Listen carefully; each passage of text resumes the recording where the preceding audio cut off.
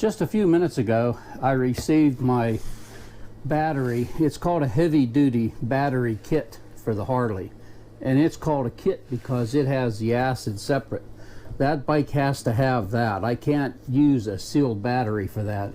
It takes so much power for that. And this is really heavy.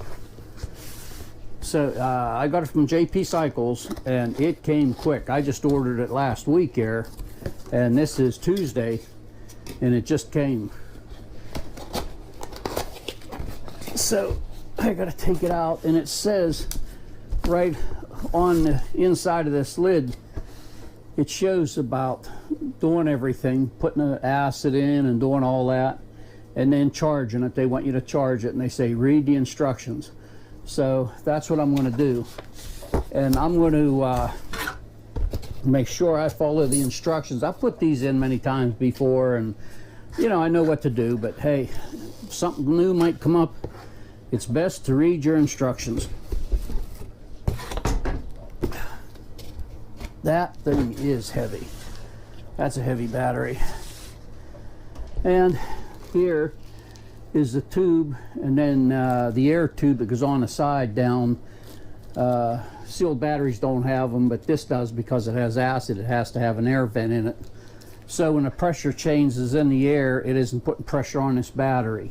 It stays at whatever pressure is in the air. And they give you new bolts for the putting the cables on, which is nice. And there is 2 containers of this acid that has to go in there. And owner's manual, which I'm going to read completely through. I used to just go ahead and do it myself and then find out later, well, there was a little change here and there, you know. Anymore, I have been following directions. They make them for it. The people that make the battery and want you to use it come up with this. So, but there's the acid. I'd be using eye protection, rubber gloves, and I believe this red part you put on this tip, probably cut it off, put it on, and then you tip it and use it to get your acid down in there. Take all the caps off. Then these, when you charge these batteries with the removable caps, you have to lay them and not screw them in, just lay them so they can get air and it can vent. So I got my rubber gloves and glasses on. I have a face shield from Harbor Freight. Can't find it. I've looked every place. So I'm just going to have to be careful with it. And I'm ready to put the acid in. First thing it says is to pull this rubber cap off under here. I couldn't even see it, but that's why I go by the instructions, and it says there, that seals this air vent, which this pipe will go on, that tubing, when I put it in the bike. So I'm ready to open the acid. It has a clear plastic container over it to protect it. Oh, I can already smell it. And it says it should be enough to fill it and then some. They say that this is the only time you'll ever put acid into the battery. That once a month they want you to check this for the level of acid in it and add only distilled water. Never add acid again. I know some guys said, well, they've dumped their battery clear out, flushed it out, put new acid in. Well, by the manufacturer, they don't want you to do that. And you take these caps off, and I'm going to take them off so I can fill it. Then after I get it filled, they want this battery to set for an hour. And they say move it back and forth to get all the air out of it. Then when you put the acid in, lay these over the holes, but don't tighten them. Don't screw them on. Just lay them. I lay them kind of cockeyed on it, because while this is charging, after that hour it sets, I'll be charging it, and you'll be getting gas coming out. And they say don't have, you know, don't smoke around it, don't have any open flames, and using it in a ventilated area, which I have all the doors open. So now I'm ready. Now I can snip the top of these off And to think there was a time where all batteries had acid in them. The new gel cells and that's so convenient because you don't have to go through this. I got my rubber tube on. Now you can see through this battery, and a lot of times to really check, I put a light on the back side, flashlight, and then I look in the front and I can really tell where it's at. But I'm going to have to turn it towards me so I can see it filling. So this is the first time it's going to be filled.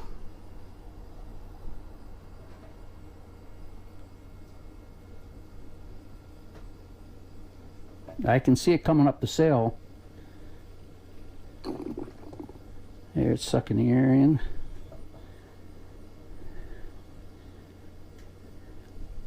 While it's setting that hour, they tell you to watch it and add if it needs it to go to that top line. There's 2 lines there.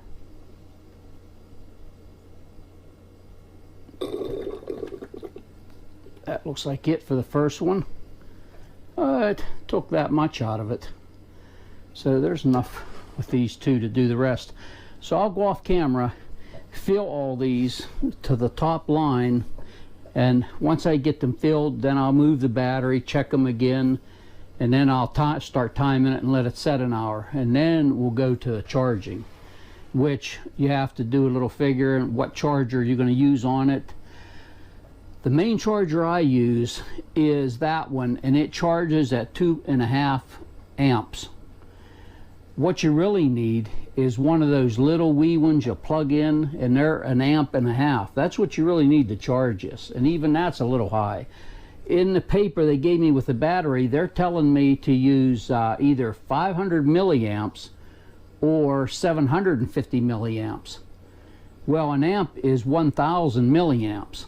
So if I figured it out, I have it here, I figured it out, okay. That charges at 2.5 amps, or if you figure it milliamps, it's 2,500 milliamps.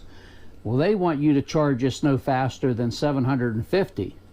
And then they give you the hours, and on the instructions with the battery, they even have a thing here that shows all the different batteries that you can put in this bike.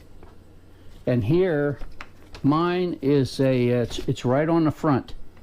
That's CHD4-12, and it says for 750 milliamps I would charge it at 19 to 38 hours. So I'm going to have to do the figuring and charge it less amount of hours, because I am charging it higher than 750 milliamps. I'm actually charging it at what did I say, 2,500 milliamps. So in my way of figuring, I think I'm only going to charge this about 3 hours. But what I'll do is I'll go over it again and make sure, and then, cause that charges, but that I don't have one of them little battery chargers. Oh, I did years ago, but I got that battery charger, and it was a state-of-the-art Pulsate. So, and they say this is just the charging when it's new, but I think I can do it with that. I'll go over it again and make sure. I think I can do it for 3 hours. Then naturally the voltage should be up, and it tells you how high it should be when it's first charged. Plus, I got the checker that I showed to check it under a load, like you're starting it, and that would see if this is really up to where it should be. If not, I could go for some more time. Another thing on that tool I showed, it's right here. In my last video, I showed this charger, the battery tender load tester. Here, I said at Walmart I got it for $35. I was over at Harbor Freight yesterday, and I wondered if they had one. They had one of them, just only one. They wanted $20 for it. Well, you use a 20% coupon. If they take it on it, you're talking you can get it for $16. So a couple guys said, oh yeah, I ordered one from eBay, this and that. then I put about, I didn't realize that you could order it or go over to Harbor Freight and get it for like 16 bucks. So sorry about that. But I paid 32, so, or 35, because I wanted it right away. I mean, it was there. So I'm going to fill this, let it set for an hour, and then I'll come back about the charging. But you got to be careful with that. I wished I had my face shield. I have all my stuff for melting metal down here, and I keep it with air, really. I usually wear glasses, have that over top. That's what I like to done with this, but I just got to be careful. They say any of this that you have left, dispose of properly, or put so much baking soda in with it to neutralize it. But then after that, you only add distilled water and check it once a month, because I notice this water does go down when I'm running that bike a lot. But I get this done, then maybe even tomorrow morning I'll get up early, call the guy that I always take it to and say, hey, I need the bike inspected. And he usually says, come right down, you know, and they go over it and they're done. So I'll pick it up back when I'm ready to charge.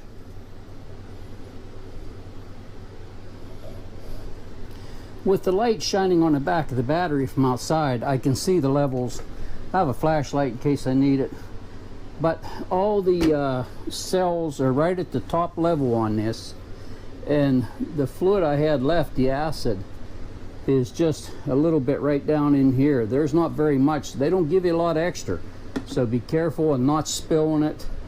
And it's for anybody that has an older motorcycle and deals with these. And I've been tilting it back and forth and side to side to get the air out. And they say, you know, to just let it set an hour. So it was 25 after 6, so 7:25 I can start the charger. I just started screwing these on, so when I tilt it, but I'm going to take them off, the little caps on the top, and I'm going to set them on there real loose. That way this can vent, and I can really smell the acid. And then while I charge it, anytime you're charging it, you have to take these caps. That's why anytime you charge this battery, you have to take it out of the bike to get these open. You cannot put, with the acid battery, you cannot put one of those wires up in there and you hook it to the battery, then you plug it into your charger like the Suzuki. All gel cells and all of them, you can do it. But this type of battery, you can't do it, because you don't want to charge it with these vents closed. They have to be open to air for that gas to expand. And it's flammable, it's dangerous, so I have the fan on blowing through here. So at 7:25, I'll get the charger and start it. Wished I had one of them 1.5 amp battery chargers now, but this is just for the initial setup. So after that, it's fine to use that charger, and it tells when it's charged, and it's the best one. This has one hose, and you fill each cell. The other bottles down are empty, so it took 2 of them, and there's very little left. But the last time I got a battery, and it was from them for this bottle, you had one big bottle, and it was really neat. It had 6 little things sticking down, and you pulled the one cap, closed each one of those. You tipped it over, put it on top of your battery, right down in them holes. When you pushed down, it opened all them, and all the fluid went right down inside. It was so neat the way it did it, and it was the exact right amount for it. I mean, it come right up to the top of the upper level, and that was a unique way. And I mean, you had no gas spillage. Here, I have to watch I don't flick this hose, take it in and out real easy. I dropped a couple drops, you got to clean it up. You just have to be careful. I got a little bit too much in the one, so what I did was, to take it out, well, I have a big plastic thing around here for putting water in, distilled water. I could have sucked it out, but what I did was, this one bottle was empty. So I put it back in this cell that had too much. I squeezed it, put it down in there and let it go, and it sucked the fluid up. So then I just put it in the other cell. And that, because you want that not above that upper level. You want it right on that upper level. And then once I get it in service every month, I got to check it. I've got to take the battery, and usually, you know, well, I have a cover that goes over mine, take it off and I can probably see it. But usually it needs some, especially if I'm using the bike a good bit, because it's cycling and everything, and that's just the way it is. And then this vent will go up in here, that pushes in, and it'll go down to underneath the bike. So if it, you know, the barometer, the pressure of the air changes, it might push a little bit of gas out, it'll go down there. You don't get much fluid out of this. And another thing, when you put this on, and we'll say it's on the bike this way and this is down below, you want to look at it and make sure that is cut perfectly straight. Because if you think about it, and you have this down under your bike and there's air going across it, we'll say the air is coming from this way, this is the front of your bike. If you cut a slanted, say you cut a crooked and it's slanted this way and the air's hitting it, it'll push air up in it. Now if you cut it slanted this way, the air's pushing this way, it'll suck it down out. It's like, that's the premise they use on the old hand pump sprayers for bugs they used to have, the big can in the front and the sprayer. That's how that worked. That tube went down in there and it was angled where the air went against it, and it would help suck that into the air and blow it out the front. So you want to make sure this tube, any tube, if you run one from your carburetor down, look at it once it's in, everything, make sure it's cut perfectly flat, straight. And that's it. So I'll be getting this on the charger later in an hour. And like I said, I want to go over my math once more, and I think about 3 hours I'll charge it. Then I'll come out and check it, check the cold amp cranking of it, and it'll probably be good. If the cranking amps are down a little more, then I can go maybe another half hour, check it again. But that's the way, and all the batteries used to be like that. And when I worked down here for a Honda guy, we got new bikes in, the battery would be separated and you had the acid, you know, it would be in there.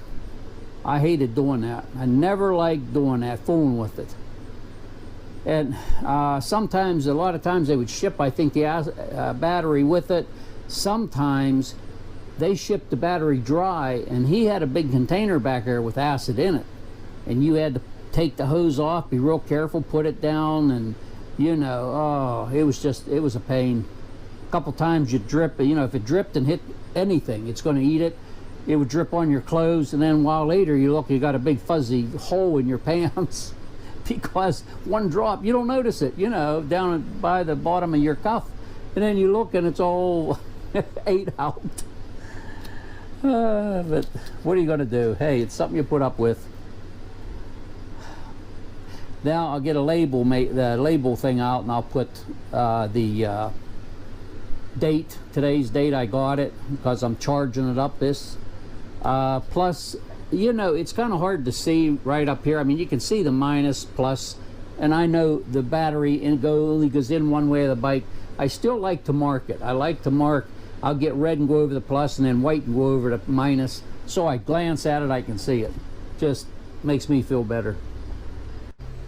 The battery sat for an hour. You can see I put the date on it. I got the caps loose, just laying on there. I got it marked positive and negative. I got the vent tube on it, started it on charge, and I was figuring around 3 hours, and I figured it out some more. With this charger here, where it's charging, it would be like 3 to 5 hours.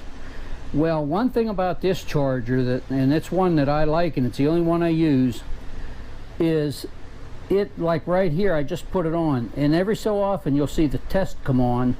I've shown this on a different video. Then you can see it's 25%. When it's completely full, it'll go up to 100. And here's a green light showing charge. Over here, it's like if the connection's wrong or you have one off, you always connect the battery first, then plug it into the wall. And here it shows bad battery. If that lights up, the battery's no good. So let's see, it's pulsating, and it shows the status as it pulsates. There it's checking it again, testing it. That bottom light come on for just a split second, that's testing it again. 25, it'll keep doing that. Now when this gets battery fully charged to where it'll be, it'll keep pulsating, and once in a while put a charge into it, but this light will go out. It's showing it's not charging. It'll only put the charge in when it senses a battery going down. That's why you can leave this particular charger on all the time. It don't matter if you leave it on all winter, it's going to do the job. When I went to buy this battery, and I still have my slip on it and everything because it had a 5-year warranty, and this is what it is. It was from JP Cycles. I researched it, got a lot of good reviews and stuff on it back then, and it's called the Extreme Charger, and I really like it. You can put on the 2 cables to hook it right to your bike. That light's on there, and like right now I have the alligator clips on it to charge that battery because it's out, but that battery has to be charged out of the bike. It can't be in the bike when you do that, so it can vent.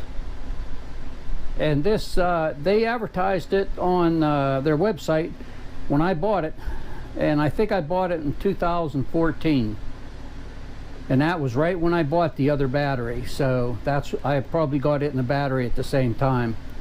But they advertised it it was right around $100. Well, when I got it, it was $85, and I got it marked 70 cents. Well, I wondered why I got it cheaper, and here they were having a sale on it. And I didn't see the sale or anything. I just ordered it, and here they honored the sale because they were on sale. So I got it for $85.70. I always like to say, like things I show, I try to say what the price is. If I have any idea of what it is, I always tell. I like to. Now with that charging, I put it on at 6:30 p.m. 9:30. I'm going to come out and check. Right after I filled it, just for the heck of it, while it was setting, I wanted to check the voltage, and the voltage showed 12.7 volts. So it was clear up. But it's the cold cranking amp I need.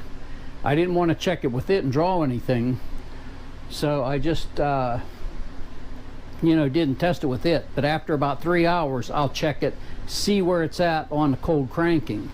I have to try to find what that battery is, but as long as it's in that cold cranking amp area, I'll know it's okay.